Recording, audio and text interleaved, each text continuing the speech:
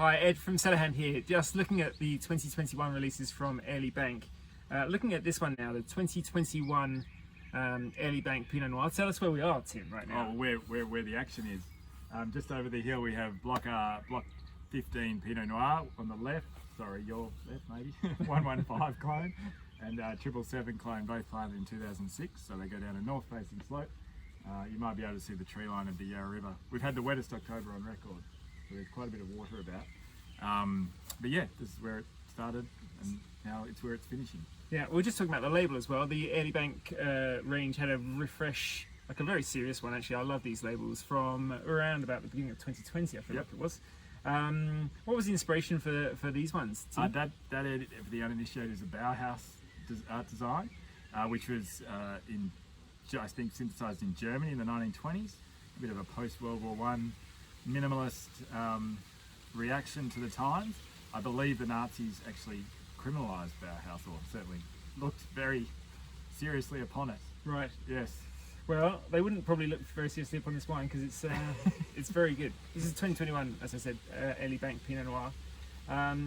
Tell us about what you're looking for with the Airlie Bank Pinot Noir. I feel like we've had a look at the 2021 Punt Road Pinot Noir, which is delicious and just out now. Airlie Bank, again, just it really makes the most of this Yarra fruit. It's lovely and it's refreshing.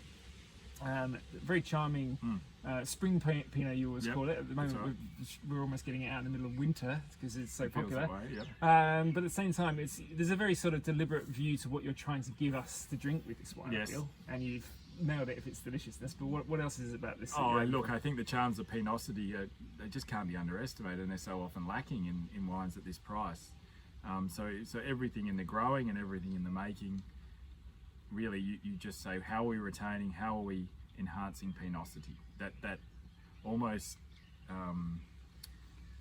undefinable thing that people know what it is in their mouth or in their head, and when they see it, they love it. And I think we see far too little of it at this end of the Pinot spectrum, I suppose, on the shelf. So that's a bit of brightness, lift, bit of joy, silkiness. It's flavour without weight. It's tannin without tannin. It's I think it's definitely a perfume and a silkiness, particularly from the Yarra Valley. I mean, that's the other thing we would like people to appreciate when they have this wine, is this is what Yarra Valley Pinot, its essence is.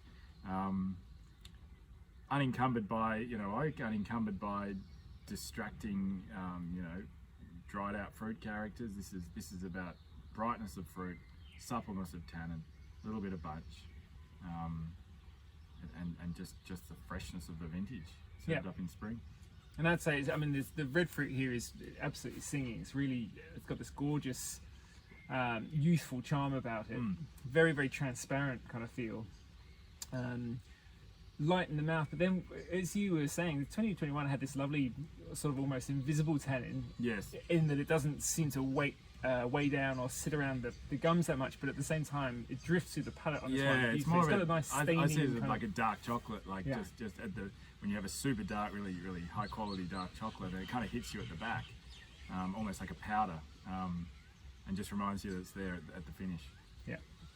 Well, I have to say that's great drinking. Nice to be here in the Yarra Valley in this beautiful spot right by the Airlie Bank Pinot blocks, having a look with Tim at the 2021 Airlie Bank Pinot Noir.